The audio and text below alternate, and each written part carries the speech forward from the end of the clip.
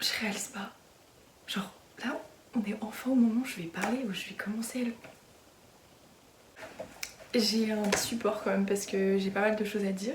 Je réalise pas ce que je suis en train de faire, c'est vraiment trop perturbant. Hello! Alors je pense que ce serait trop précipité de commencer cette vidéo sans me présenter quand même. Du coup, on reprend depuis le tout début. Donc, moi, c'est Anastasia, mais tout le monde m'appelle Anna. J'ai 17 ans et ma passion dans la vie, c'est le cinéma. Ryan Gosling aussi un peu, mais c'est qu'un détail. J'adore le montage que j'ai fait d'ailleurs. C'est génial. Depuis de nombreuses années, j'ai un grand rêve, c'est de réaliser mon propre film. Et pour cela, je travaille en secret sur ce film depuis déjà pas mal de temps. Et c'est très rare que j'en parle à mes proches. Mais cette année, j'ai commencé l'université dans une licence de cinéma à Paris. Et vu que ça m'aide à concrétiser mon rêve, je me suis dit, après quelques mois de travail, que j'allais réaliser mon tout premier concept sur YouTube. Je vous présente donc À cœur ouvert.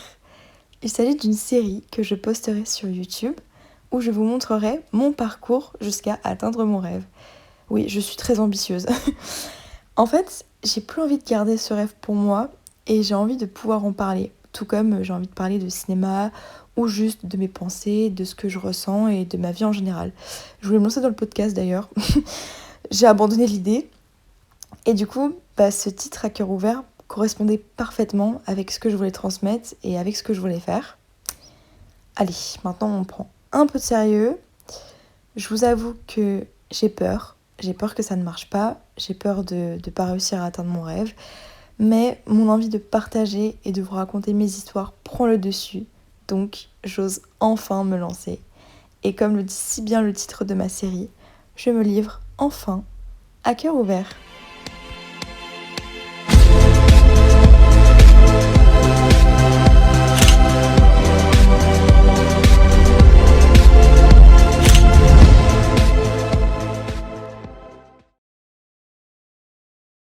Du coup, comme je l'ai dit juste avant, je suis partie à Paris pour mes études à l'université, sauf que cela implique forcément un déménagement. Et aujourd'hui, je vous partage donc toutes les étapes jusqu'à mon déménagement toute seule pour mes études à Paris. Il faut savoir que j'ai eu mes résultats du bac quand j'étais à Fréjus, quand j'ai fait mon vlog à Fréjus avec Clara et Emma. Oh putain, ça va! Très bien! Oh, j'ai eu 9 en philo! Quoi? Forcément, qui dit fin du bac, ça dit fin du lycée, nostalgie, tout ça. La dernière semaine du lycée était quand même assez compliquée parce que du coup je savais que j'allais quitter mes copains et que moi j'allais partir super loin. La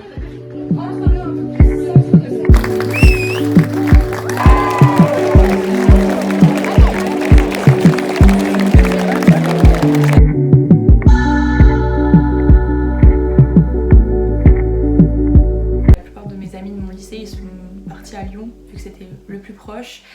Et il n'y a que moi qui me suis dit que j'allais partir à Paris.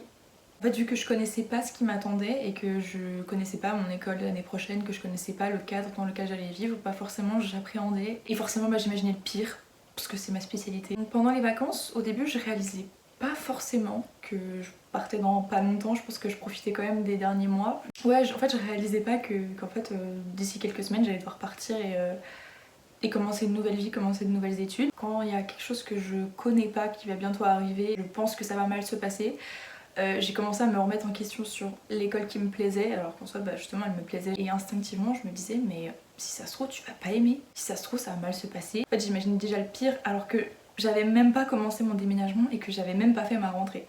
Du coup là j'étais en train de continuer à préparer mon déménagement, de commencer à enlever les affaires et de les ranger et du coup de voir que ma chambre commence à être de moins en moins moi-même, j'ai envie de dire. C'est perturbant quand tu sais que t'as passé 3 ans de ta vie dans cette chambre-là et qu'il y a tout plein de souvenirs, plein de choses qui te représentent et qu'en fait tu commences à les enlever. Parce que du coup tu passes à une nouvelle étape de ta vie et je pense que mon cerveau il l'assimile pas vraiment encore. Là ça va parce que c'est encore à 3 jours. Je sens que ça va être quand même assez perturbant au début. Après à voir mais je sais pas, c'est bizarre.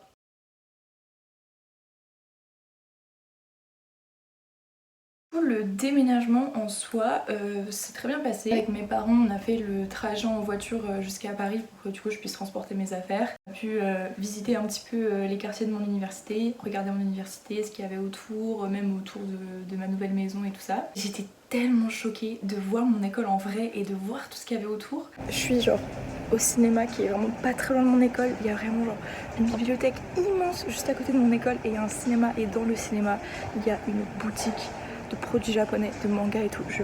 Waouh! C'est incroyable! Tu peux faire des Lego de Magikarp, genre c'est génial!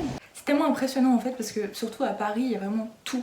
Il y a vraiment tout. Et même de voir son école, ça concrétise un peu les études que j'allais faire. Et du coup, j'étais choquée de me dire, l'école que tu vois devant toi, c'est celle où tu vas aller. Et c'était impressionnant. Franchement, je m'étais retenue de pleurer. Hein. C'est le début de l'indépendance, c'est le début de... Enfin, du coup, c'est la fin des années de lycée, c'est la fin de l'adolescence, c'est un peu, ouais, le début des choses concrètes. Et genre, ça y est, c'est là. Là, tu vas devoir faire ton année, c'est tout un changement. Enfin, le moment que t'attends depuis des années, il est là.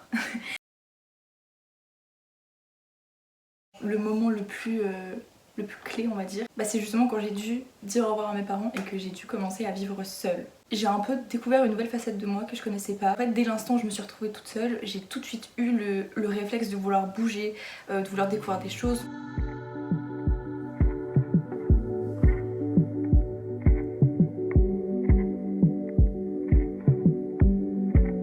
C'était pas forcément quelque chose que je faisais d'habitude. J'ai fait le bon choix en fait en décidant de faire mes études à Paris, même si ça implique le fait que je sois loin de mes parents et que je sois loin de mes amis. Parce qu'on dirait pas comme ça, mais en soi, au fur et à mesure des semaines, ça commençait à devenir vraiment compliqué.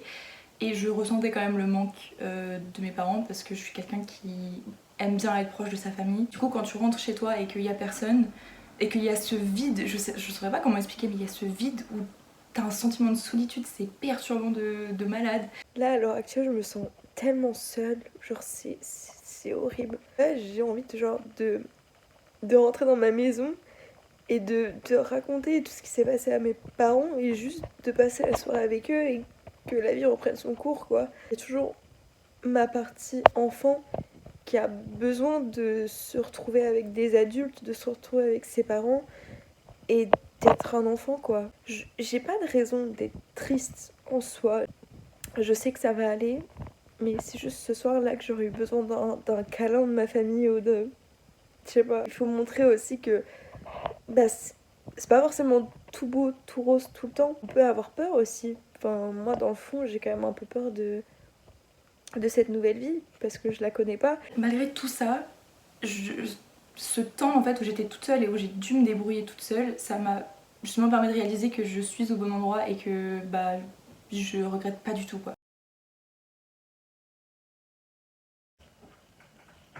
C'est la rentrée. Je sais pas si vous le saviez, mais aujourd'hui c'est la rentrée. J'ai tellement hâte, genre, oh c'est peut-être super débile, hein, parce que bon, avoir hâte de reprendre les cours, c'est pas forcément le truc le plus ouf.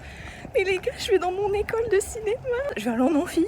Je vous tiendrai au courant de toute façon, mais j'ai trop hâte, genre vraiment trop hâte. Je suis bizarre, je crois que je suis bizarre. Déjà le 4 septembre, du coup j'ai fait ma pré-rentrée. On a justement découvert les matières, on a pu découvrir certains profs et tout ça. Et juste avec la pré-rentrée, j'ai rencontré des gens incroyables. J'avais déjà un groupe de potes, genre vraiment improbable. J'ai jamais rencontré autant de gens aussi rapidement. J'ai jamais créé des amitiés aussi rapidement. Surtout qu'en plus, bah, les gens qui étaient dans ma classe, dans ma promo, bah, du coup c'est des gens qui sont aussi passionnés de cinéma, qui veulent faire la même chose. Et du coup forcément ça te booste dans tes rêves, dans tes passions, dans ce que tu veux faire, parce que tu te sens soutenu et tu te sens compris, parce que tu te dis bah ces gens là ils veulent faire aussi la même chose, donc c'est que c'est faisable. Au niveau des matières, du coup quand je suis rentrée à l'université, eh ben, c'était un truc de fou. J'ai eu mon premier cours ce matin, ça a duré 3 heures, ressenti 30 minutes à peine. Genre vraiment c'est passé super vite comparé au lycée, c'était incroyable. C'est trop bien l'uni, c'est trop bien. Genre là j'ai envie de me foutre des claques et de me dire pourquoi tu stressais pendant tout ce temps en fait. Pourquoi ça se passerait mal? J'aime pas quand je suis comme ça, en plus ça m'énerve. J'ai eu un cours d'analyse filmique ce matin. La prise de notes ça va nickel. En fait j'ai voulu écrire manuscrit, j'avais pas envie d'écrire avec un ordi. Et du coup j'avais peur parce que je m'étais dit mais en fait ça se trouve la prise de notes va être horrible et j'arriverai pas à écrire comme il faut et tout ça. Et en fait pas du tout, genre vraiment c'est largement faisable. J'ai trop hâte de continuer la semaine, voilà. J'aime trop le cinéma, j'aime trop l'université, c'est génial. L'université et les lycées c'est vraiment deux choses hyper distinctes et au début c'était un peu perturbant. T'as moins de cours déjà. J'adore mes cours et ce qui est bien c'est qu'il y a de la théorie mais il y a aussi de la pratique. Mais ça j'en dis pas plus parce que je pense qu'il y aura une autre vidéo à ce sujet. Je suis trop contente. Vraiment que ma place elle est ici et que j'ai hâte de continuer. J'ai hâte de continuer. Je suis très chanceuse. Et je suis fière de moi aussi par la même occasion. On a souvent tendance à avoir peur de l'inconnu. C'est un endroit qu'on ne maîtrise pas, une nouvelle étape dans notre vie dont on ne sait pas quelle en sera la fin. Parfois on se force à se persuader que l'endroit dans lequel on se trouve nous convient, alors que dans le fond nous savons très bien que nous avons besoin d'un changement radical dans notre quotidien. Pendant les grandes vacances après le bac, la nostalgie des années de lycée me poussait à croire que je ne devais pas quitter la maison de mes parents car j'allais perdre ces merveilleux souvenirs. Alors que quand on y réfléchit bien, on se rend compte que c'est exactement l'inverse. C'est en franchissant de nouvelles saisons dans nos vies qu'on finit par chérir et valoriser encore plus nos saisons passées. Si je pouvais te donner un conseil, ce serait de ne jamais renoncer à tes rêves, même si cela doit te coûter un changement dans ta vie, que ce soit un déménagement ou bien une perte totale de tes anciennes habitudes. Le premier pas est toujours le plus difficile et c'est pour cela que l'on n'ose jamais et qu'on remet toujours à plus tard. Mais une fois que tu l'auras fait, je t'assure que tu seras fier de toi et que tu auras envie de continuer ton voyage. Parfois, aller au bout de son rêve semble impossible. Cela nous semble trop loin ou infranchissable, mais il ne faut jamais lâcher. Il y aura des obstacles et il faudra faire preuve de patience. Mais surtout, le plus important, c'est de savourer les années qui nous attendent pour ensuite apprécier le chemin qu'on a fait. Pour ma part, bien que 17 ans se soient écoulés dans ma vie, je suis encore au tout début de mon voyage vers mon rêve. Mais ça, je t'en parlerai plus tard. Alors, tu me suis ?